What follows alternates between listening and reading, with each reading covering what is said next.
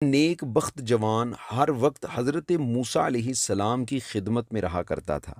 ایک دن اس نے حضرت موسیٰ علیہ السلام سے عرض کیا کہ مجھے جانوروں کی بولیاں سیکھنے کا بڑا شوق ہے، دعا کیجئے کہ مجھے یہ علم عطا ہو جائے۔ حضرت موسیٰ علیہ السلام نے بہت دفعہ ٹالا مگر وہ نہ ٹلا، اور آپ کے سمجھانے کا اسے کوئی اثر نہ ہوا۔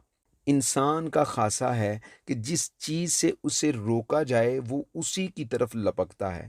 جب اس کا اصرار حد سے گزر گیا تو حضرت موسیٰ علیہ السلام نے بارگاہ رب العزت سے اجازت مانگی۔ اللہ پاک نے کہا، ہم نے انسان کو عقل اور اختیار دیا ہے، وہ اپنے فعل کا خود ذمہ دار ہے، اس کو حیوانوں کی بولیاں سکھا دو۔ چنانچہ اسے یہ علم عطا کر دیا گیا۔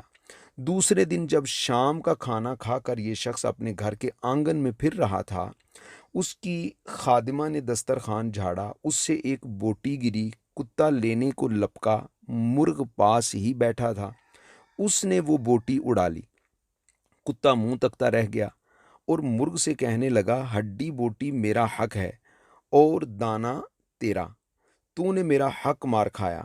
مرغ بولا، صبر کرو، کل آقا کا بیل مر جائے گا، پیٹ بھر کر سیر ہو لینا۔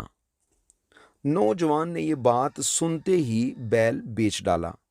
کتے نے مرغے کو جھٹلایا، اس نے کہا، میں نے جو کہا تھا وہ ٹھیک تھا۔ آقا نے بیل کے ٹکے سیدھے کر لیے اور وہ دوسرے گھر جا مرا۔ اب پرسوں اس کے گھوڑے کی خیر نہیں۔ نوجوان نے یہ بات بھی سن لی اور فوراً گھوڑے کے دام بھی کھڑے کر لیے۔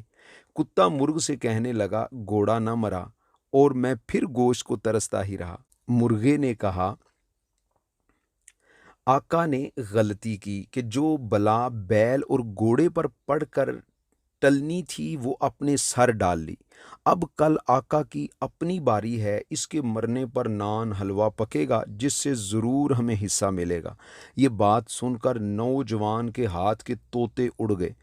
وہ موت کی خبر سن کر بدحواس ہو گیا اور حضرت موسیٰ علیہ السلام کی خدمت میں جا کر عرض کرنے لگا کہ میری خطا معاف کر دیں اور جانوروں کی بولیاں سمجھنے کا علم سلب کر لیں، مجھے موت سے بچا لیں۔ حضرت موسیٰ علیہ السلام نے کہا، اللہ کی تقدیر نہیں ٹلتی، میں جانتا تھا کہ یہ علم تیری ہلاکت کا باعث ہوگا، مگر تو نے میری بات نہ مانی اور اپنی موت کا سامان خود خریدا۔ ہاں، میں اللہ سے دعا کروں گا کہ تجھے دنیا سے با ایمان اٹھائے۔ یہ باتیں ہو رہی تھیں کہ اس کی حالت بگڑ گئی اور اسے قے آئی، جان کے لالے پڑ گئے، لوگ اٹھا کر اسے گھر لے گئے اور وہ فوت ہو گیا۔ مولانا روم رحمۃ اللہ تعالی علیہ ارشاد فرماتے ہیں، جو نبی کا کہا نہیں مانتے وہ ہلاکت میں پڑتے ہیں۔ آدمی کو نقصان مال پر غم نہیں کرنا چاہیے، بلکہ سمجھنا چاہیے کہ یہ نقصان اس کی جان کا فدیہ ہو گیا ہے اور مال پر بلا ٹل گئی۔ ہر انسان کو علم غیب نہ عطا ہونا بھی حکمت الہی ہے۔ اگر اسے یہ علم مل جاتا تو اس پر زندگی وبال ہو جاتی اور ہر وقت پریشانی میں رہتا۔